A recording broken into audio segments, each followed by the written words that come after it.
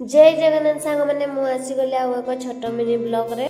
आज एते सारा मेघ आसो मु तो केबे भाभी नथिली। मोर ड्यूटी छुट्टी हैला बेलकु मेघ पूरा आरंभ हो जाइतिला। आउ मु मेघ देखिकी मो स्वामी को मु कॉल कर देइथिली। तापरे छता नहीं कि बाबू आमर कंपनी पहुंची जाइथिले।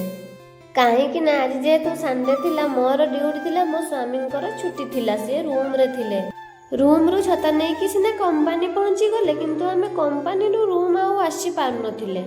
काहेकि ना छताटा बहुत छोट थिला। आमर टाइम आसी कि कंपनी रे ही संध्या 6टा बाजी जाइथिला।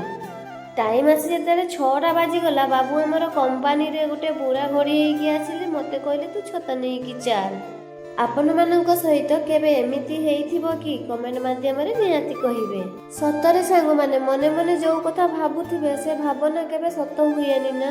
आज जेहेतु संडे थिला मु मने मने भाबिथिली आज मु मार्केट जिबी किंतु मो भावना रे रही गला।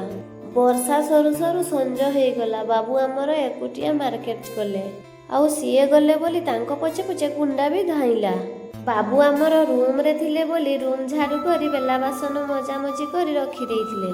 ड्यूटी रु आसिला परे रूम रे आउ काम करिया पई इच्छा न थाए। सतरे सांग माने मो स्वामी मते बहुत ही सहायता करंती। आपण माने तो वीडियो रे देखुथिबे आउ कोन कहिबी। बाबू आमर मार्केट रु चिकन नेकी आछंती। आपण मानकर कोन हेची कमेंट माध्यम रे निहाती कोंतु। रहिली जय जगन्नाथ।